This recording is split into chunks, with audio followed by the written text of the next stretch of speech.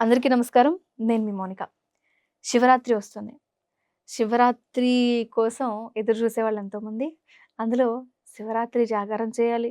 ఎన్నో కార్యక్రమాలు చేయాలి. శివరాత్రి సంవత్సరంలో ఒక్కసారి వస్తుంది. ఆ ఒక్కరోజు ఏం చేసినా అత్యంత పుణ్యప్రదం అని ఎదురు చూసేవాళ్ళు కోట్లల్లో ఉన్నారంటే నా మాట నిజం. ఎందుకంటే శివాలయానికి, శివుడికి భక్తుడు గాని వాళ్ళు ఎవరుంటారండి. సో, అదే శివరాత్రి గురించి ఈరోజు నిశాంత్ శర్మ గురువు గారిని అడిగి ఎన్నో విషయాలు తెలుసుకునే ప్రయత్నం చేద్దాం. నమస్కారం గురువుగారు. మహాదేవ! నేను చెప్పిన మాట వాస్తవం. శివునికి భక్తులు కాని వాళ్ళు ఎవరుంటారు? ఎవ్వరు ఉండరండి. ఎవ్వరు ఉండరు. ఎందుకనంటే క్రితంలో మన ఛానల్‌లో గూడా నేను ఒక వీడియో ఇచ్చాను 'పరమేశ్వర్లు' వారిది. మీ ఎడిటర్ గూడా దాన్ని చాలా అద్భుతంగా ఎడిట్ చేశారు. శివుడి యొక్క భక్తుడిగా అంతే. అవును గురువుగారు. అయితే ఇప్పుడు ఈ మహాశివరాత్రి లింగోద్భవం జరిగిన రోజు అంటారు. ఆ రోజు రాత్రి జాగారం చేస్తారు. ఇంకా అదొక ప్రత్యేకమైన పర్వదినం. సంవత్సరంలో అందరికీ తెలుసో తెలియకో న్యూ ఇయర్‌లో ఏవేవో చేసుకుంటారు. అదే విధంగా శివరాత్రిని కూడా చేసుకుంటారు. ఒక్క దీపం వెలిగించినా చాలు. ఎన్నో పురాణ కథలు ఈ శివరాత్రికి సంబంధించి విన్నా తరించినా ఇంకా శివుడు తీసుకెళ్ళిపోతాడు. శివ సాయుధ్యం పొందుతారన్న అంత గొప్ప రోజు.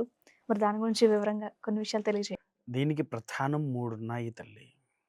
అసలైన కారణాలు 3 ఉన్నాయి.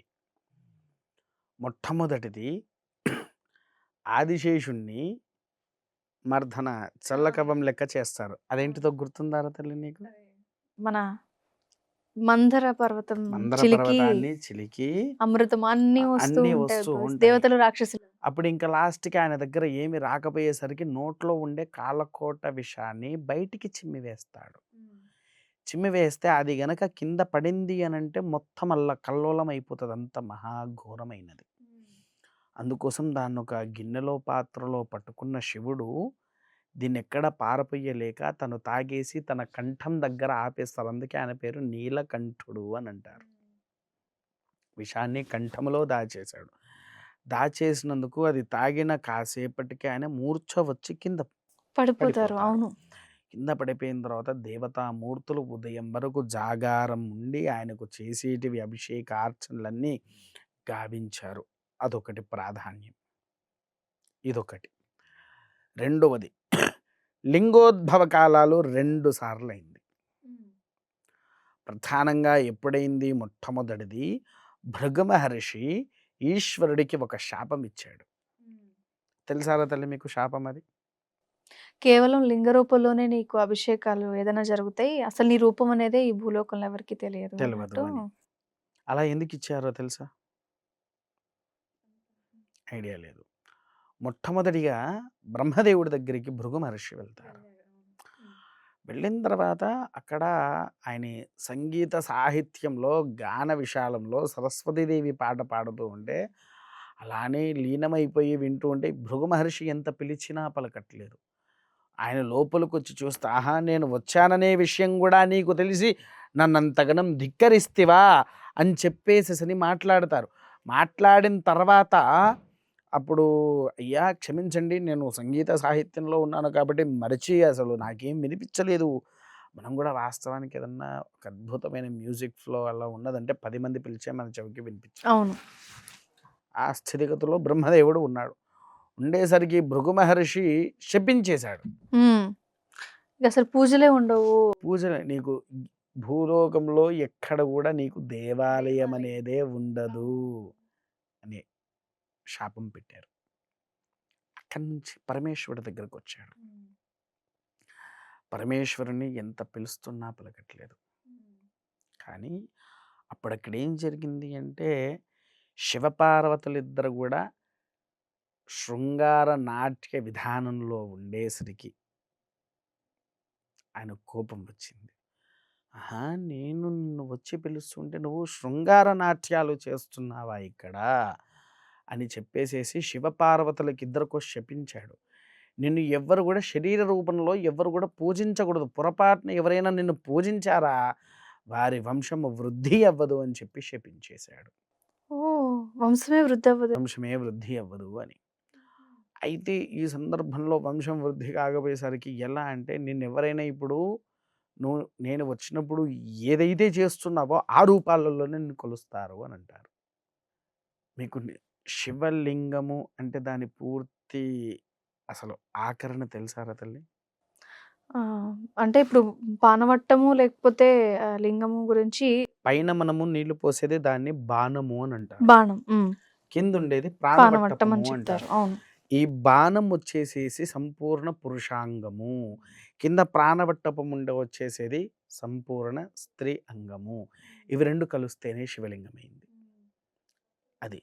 తర్వాత ఈ విధానంలో యాక్చువల్లీ ఈ విషయాన్ని చెప్పినప్పుడు చాలామంది విభేదిస్తూ గూడా వచ్చారు. ఆ! మీకు కొన్ని నేను క్లియర్ ఇస్తున్నా అందులో విభేదించేటప్పుడు. పాకిస్తాన్ దగ్గర గూడా ఇలానే వెలిసిన శివలింగం గూడా ఉంది. చెక్కింది కాదు వెలిసింది. పాకిస్తాన్, కాశ్మీర్ మధ్యలో. తర్వాత తిరుమల తిరుపతి దేవస్థానం మీరెప్పుడైనా వెళ్లారా తల్లి? అక్కడి నుంచి 30, 25, 35 కిలోమీటర్లంత దూరంలో 40 వేసుకోండి. 40 కిలోమీటర్ దూర వ్యవధిలో గుడిమళ్ళ అనే ఒక ఊరుంటుంది. పేరు విన్ స్వయంగా పరశురాముడు తన సహస్తాలతో ప్రతిష్ఠ చేసిన 7 అడుగుల లింగ రూపముతో తయారైనటువంటి శివలింగము సంపూర్ణ స్వచ్ఛమైన నలుపు రాయితో కృష్ణశిల అంటాము. అవును. పక్కనే ఉండే స్వర్ణనది కూడా ఆ అంగంలో నుంచి బయటికి వస్తుంది. హుహు. స్వర్ణ నది పక్కన. ఓకే. ఆ అంగంలో నుంచి బయటికి వచ్చి వర్షాకాలం యందున కావచ్చు, మామూలుగా అయినా సరే మోకాల వరకు ఆ ఆలయం మునిగిపోతుంది. ఒక్కటేంటి అని అంటమ్మా, ఇంకో మాట అడుగుతాను. మనకు వేదాలు మొత్తం మీకు తెలిసిన వరకు ఎన్ని? సాధారణంగా వేదాలు 4. 4. ఆయుర్వేదము ఎవరు మాట్లాడరు. దీనితో పాటు ఇంకో వేదం ఉన్నది, కామవేదము.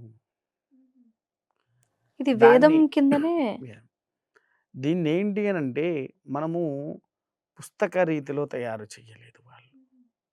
దేవాలయం మీద భంగిమల రూపంలో పెట్టారు శిలలుగా. చాలామంది అది బూతు బొమ్మలు అని అనుకుంటారు, కానీ కాదు. స్థితిగతులను నడిపించేది కాబట్టి దాన్ని అలా పెట్టారు. అవును. చాలా వరకు మనం కొన్ని పురాణాలకు సంబంధించిన కొన్ని సినిమాలలో కూడా ఈ విషయాన్ని వివరించడానికి ప్రయత్నం అయితే చేశారు. సృష్టి ఒక సృష్టి జరగాలి అంటే దానికి సృష్టించబడడానికి ఒక మూలం ప్రత్యేకమైన మూలం అది ప్రకృతి స్వరూపిణి అమ్మవారి స్వరూపంగా గాని సృష్టి అవును. అలా దాని వల్ల ఎంత వివరించడానికి ప్రయత్నించినా దాన్ని ఇంకా అలా చూసేవాళ్ళున్నారు. ఉన్నారు. సో, అలా ఒకటి. అయితే ఈ భృగు మహర్షి శపించేసరికి ఆ రూపంలో మొట్టమొదటి లింగము లింగోద్భవ కాలంలో వెలిసింది ఒకటి. హ్మ్. ఇది బ్రహ్మను, విష్ణుమూర్తి ఇద్దరు గూడా ఆది అంతం కనుక్కోమంటే అవును. ఇది ఎప్పుడు? గజాసురుడు అనేటువంటి రాక్షసుడు తపస్సు చేసినప్పుడు ఆయనే తపస్సులో నువ్వు నాతోనే ఉండాలని కోరుకుంటాడు. ఆత్మలింగ రూపంలో నా కడుపులోనే ఉండాలి అని. అవును. ఇక ఆయన ఎవరు? అసలే భోలాశంకరుడు. ఏదడిగినా సరే అని ఇచ్చేసేవాడు. అలా తన కడుపులోకి వెళ్ళిపోతారు. వెళ్ళిపోయిన తర్వాత శివరాత్రికి ఆయన మూర్ఛ వచ్చి పడ్డాడు. ఇప్పుడు ఈయనను బయటికి రప్పించడానికి నేను ఎంతగానో సంతోషపెట్టాలో అని చెప్పేసేసని బ్రహ్మ, విష్ణు, లక్ష్మి, సరస్వతి, నంది ప్రతి ఒక్కరు మారువేషంలో వచ్చి గానాది రూపంలో ఆరని పరమేశ్వరుని పైకొచ్చేలాగా ఆయనకు వినిపించేలాగా పాడారు. అప్పుడు వాడి పొట్ట చీలుస్తూ స్వామివారిన మెల్లగా ఉద్భవించాడు పైకి. అది కూడా ఒక లింగోద్భవ కాలము. అందుకోసమే శివరాత్రికి అనేటువంటిది ఈ 3ని ప్రాధాన్యంగా తీసుకోవాలి. కానీ ఇందులో ఎవ్వరికి తెలవని ఇంకొక రహస్యం ఉంది తల్లి. శివరాత్రి తెల్లారి మళ్ళీ మీకు వచ్చేది మాస శివరాత్రి. ప్రతి నెల మాస శివరాత్రి వస్తుంది. అయితే ఇక్కడ ఈయన మూర్ఛ పడిపోయినప్పుడు ఈ శివరాత్రి అనేది 3 రోజుల పండుగలాగా చెయ్యవలసినటువంటి స్థితి అది. అంటే మనం ఒకటే రోజు చేసి వదిలిపెడతాము. తెల్లవారుజామున అంతవరకు అయిపోతుంది. గుడికెళ్ళి దర్శనం చేసుకొని వస్తారు. మీ అందరికీ కూడా తెలిసింది అక్కడ వరకే వాస్తవానికి. అసలు శివరాత్రి అంటే ఈరోజు ఉదయము లేచాము కదా! లేచినప్పటి నుంచి మొదలుకొని రేపు రాత్రి వరకు చేసే జాగారము. ఒక్కరోజు ఉండే నైట్ కాదు. రేపు రాత్రి వరకు కూడా అది ఎలానో చెప్తాను. ఇదే విషయం నా దగ్గర తెలుసుకొని ఒక పిల్లవాడు గూడా ఉన్నాడు. వర్షిత్ రెడ్డి ఆ అబ్బాయి పేరు. 10 సంవత్సరాల నుంచి ఆగకుండా ఏకధాటిగా ఇలానే ఉంటాడు. ప్రతి శివరాత్రికి భూప్రపంచంలో ఎక్కడ ఉన్న శివరాత్రికి మాత్రం నా దగ్గరికే వస్తాడు. హ్మ్. అంటే నేను చేసే పూజలైనా, నేను చేసే విధి ఆచరణలు ఏదైనా కూడా. అయితే ఇక్కడ ఏంటి అనంటే లింగోద్భవ కాలంలో అయినప్పుడు స్వామివారు సారీ మళ్ళీ ఇక్కడికొచ్చా. ఇది కంప్లీట్ అయిపోయాక వస్తా ఒక్క నిమిషం. ఈ రోజు నుంచి మొదలుకొని రేపు రాత్రి వరకు శివరాత్రిని ఆచరించాలి. తెల్లారిన తర్వాత అమావాస్య రోజు శివపార్వతుల కళ్యాణాన్ని ఆచరించాలి. అసలు విధానం ఇది. తర్వాత రోజు అంటే సాధారణంగా కొంతమంది ఆచరిస్తారు. ఆ రోజేమైనా ప్రత్యేకత ఉందేమో అనుకుని వదిలేస్తారు కానీ అదెందుకు అదే వివరణిస్తున్నా. ఇవాళ శివరాత్రి తల్లి. తెల్లారిన తర్వాత శివరాత్రి. మాస శివరాత్రి రోజు ఖచ్చితంగా ఆయనకు అన్న పూజ అనేది జరగాలి. కళ్యాణం ఒక్కటే కాదు అన్న పూజ అన్న జరగాలి. పూజ జరగాలి. ఎందుకనంటే మీకు మూర్ఛ వచ్చి కింద పడిపోయి లేచిన తర్వాత ఖచ్చితంగా ఆకలి అనేది అవుతూ ఉంటుంది. అవును. అవును. ఎవరికైనా చంపేస్తుంటారు. ఆ మూమెంట్‌లో ఆయనకు అన్న పూజ ఏ విధంగా చెయ్యాలి? పులిహార దద్దోజనముతో అన్న పూజ జరగాలి. అసలుగా. పులిహార దద్దోజనంతో అన్న పూజ అయిపోయిన తర్వాత సాయంకాలంలో ప్రదోషకాలంలో స్వామివారికి అభిషేక ద్రవ్యాలు అని దొరుకుతాయి బయట. సుమారు ఒక 108 వరకు ఉంటాయి సామాగ్రిలు. అవన్నిటితో స్వామివారికి అభిషేకం చేసి మీరు అభిషేకాల గురించి కూడా ఒకసారి మన ఛానల్ ద్వారా తెలియజేయించాము. అలా అభిషేకాలు ఆచరించి తెల్లారిన తర్వాత అంటే ఇక్కడ ఏంటిది ఈ అభిషేకం అయిపోయిన తెల్లారి స్వామివారికి స్వయంవరం ఏర్పాటు చేయాలి. దానికి స్వయంవర హవనము అని అంటారు. మీరు కొట్టి చూడండి, శివపార్వతుల స్వయంవర హవనము అని కొట్టండి. అంటే మహాశివరాత్రి రోజంతా జాగారం ఉండి తెల్లవారుజామున స్వయంవరము, అన్నపూజ మధ్యాహ్నం, కళ్యాణము మధ్యలో కానీ లేకపోతే ఉదయం పూట స్వయంవరణ హవనం అయిపోయిన తర్వాత 10 గంటల 40 నిమిషాలు ఏదో ఒక ముహూర్తం చూసి స్వామివారి కళ్యాణాన్ని పరిపూర్ణం చెయ్యాలి. అప్పుడు శివరాత్రి యొక్క సంపూర్ణానుగ్రహము అనేటువంటిది మనకు వస్తుంది. అన్న పూజ కూడా మధ్యాహ్న సమయంలో స్వామివారికి అంటే ఈ ప్రాసెస్ అంతా కూడా కంటిన్యూస్‌గా స్వయంవర హవనము, కళ్యాణము, తర్వాత అన్న పూజ చేసేస్తే అప్పుడు ఇంకా సాయంత్రానికి కూడా ఇంకా ఉంటుందా గురువుగారు? అంతే ఇంకా దాంతో అయిపోతుంది. ఓకే. ఓకే. కానీ ఆ రోజు రాత్రి వరకు. ఆ రోజు చేసే ప్రక్రియలు. అయితే ఇక్కడ ఏంటి అనంటే కొంతమంది శివరాత్రి అయిపోయింది ఇంకా నేను గుడికెందుకు పోవాలి అన్నట్టుగా ఇంట్లోనే కూర్చుంటారు.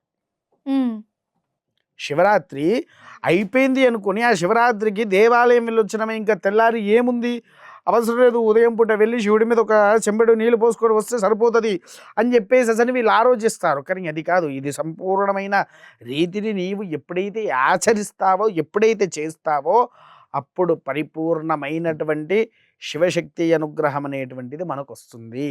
కాబట్టి శివరాత్రిన ఏదొకటి ఆచరించాలి. అయితే దీంట్లో ఇంకో ముఖ్యమైనది ఏంటంటే ఉదయం పూట మీరు ఏం చేస్తున్నారో తెల్లారి మాస శివరాత్రి అన్న పూజ. కానీ దానికంటే ముందు అనుసంధానమైన పూజ ఇంకోటి ఉంది. ఎప్పుడు లింగోద్భవ కాలంలో ఆయన విపరీతమైన వేడి తత్వంలో ఉంటాడు. ఆ వేడి తత్వాన్ని చల్లారించాలి అనంటే అన్న పూజ మాదిరిగా ఆయనకు చెయ్యవలసింది పచ్చికోవా సేవ అని అంటారు. ఓహో! పచ్చికోవా నీకు లింగం ఎంతైతే ఉందో అంత లింగానికి ఎన్ని కిలోలు పడుతుంది అనేది చూసి ఆ కోవా వాస్తవానికి శివుడికి పచ్చి కోవా అంటే ప్రీతి తల్లి. నువ్వు ఎన్ని నైవేద్యాలు పెడుతూ ఉన్నా ఆయనకి పచ్చి కోవా ముఖ్యమైంది. ఓహో! ఓకే. ఓకే. పూర్వంలో ఆవు పాలు పితికి పార్వతీదేవి ఆవు పాలు పితికి ఆ కోవా సేవ చేసి దాంట్లో డ్రై ఫ్రూట్స్ ఉంటాయి కదా, బాదం, కిస్మిస్, జీడిపప్పు అవన్నీ దాంట్లో వేసి ఉండలు లెక్క చేసి ఇస్తే ఆయన ఒంట్లో ఉండే అగ్నిశక్తిని తగ్గించడానికి కోసం వాడుకుంటాడు అన్నట్టు. అంత ఇష్టం ఆయనకు. అయితే ఈ వేడి తత్వాన్ని తొలగింపు చేయాలంటే సాయంకాలంలో లింగోద్భవ కాలం ముందు అభిషేకం చేసి అలంకరణ చేసి అందరితో బిల్వపత్రాలు పెట్టించి హారతిచ్చి ఇస్తారు బిల్వపత్రాలు సాయంత్రం. పెట్టిస్తారు. అవును. అవును. అయితే అప్పుడు ఏంటంటే ఈ కోవా సేవతో స్వామివారిని అలంకరణ చేసి డ్రై ఫ్రూట్‌తో ఆయన ముఖాన్ని వెయ్యాలి. నేను ఇది ఫోటోస్‌లో గమనించాను గురువుగారు. ఆ వైట్‌ది ఏంటంటే నిజంగా నాకు ఆ రోజు అర్థం అవ్వలేదు. నేను చూసాను. డ్రై ఫ్రూట్‌తో అలంకరణ చేసి అప్పుడు స్వామివారికి హారతులన్నీ ఇచ్చిన తర్వాత ప్రతి ఒక్కరు ఆయన మీద బిల్వదళాలు పెడితే మనలో ఉండే సమస్యలు నివారణ చేస్తారు. అదయిపోయిన తర్వాత ఇదయిపోగానే కేవలం శివరాత్రి రోజే ఆచరించే ఇంకో నియమము మిగిలిన ఏ రోజు ఆచరించినటువంటి హోమము. అఘోర రుద్ర పాశుపత మహాయాగము అని అంటారు. మీరు శ్రీశైలంలో ఇది కనుక ఆచరిస్తే 16,000 టికెట్ ఆ ఒక్క పూటకు. త్రయంబకేశ్వరంలో 72,000 టికెట్. కానీ నరసంపేట శ్రీ మాతంగి రాజశ్యామలాదేవి ఆలయంలో 2,000 టికెట్. ఓహ్! మీరు చేస్తున్నారైతే. సాధారణమైన మానవుడికి కూడా ఇప్పుడని కాదు తల్లి, గత 10 సంవత్సరాల నుంచి ఇదెప్పుడూ ఆగలేదు. హుహు. నేను ఏ దేవాలయంలో ఉన్నా నా సొంత దేవాలయంలోనైనా ఇదెప్పుడూ ఆగలేదు. ఇవన్నీ ఆచరించడాని కోసం ఆ వర్షిత్ రెడ్డి అనే పిల్లవాడు సంపూర్ణంగా నా దగ్గర ఉండి ఇది ఒక శివరాత్రి వ్రతం లెక్క భావించి దీక్షగా ఉండి సెట్ చేసుకుంటాడు. సెట్ చేసుకొని ఆ స్వామివారి యొక్క అనుగ్రహాన్ని పొంది అన్నయ్య గారు ఇక సెలవు అని చెప్పేసని వెళ్ళిపోతాడు. మహాశివరాత్రి ఒక్కరోజు కాదు జాగరం ఇంకా ప్రాసెస్ అంతా కూడా చాలా వివరంగా తెలియజేశారు గురువుగారు. ఇందులో అసలు ఈ కోవా ఏదో అలంకరిస్తారు లేదా మహాకాళేశ్వరుడు ఎక్కడ ప్రత్యేకమైన దేవాలయాల్లో అనుకున్నాం కానీ ఇది అసలు విషయం అని కూడా మాకు తెలీదు గురువుగారు.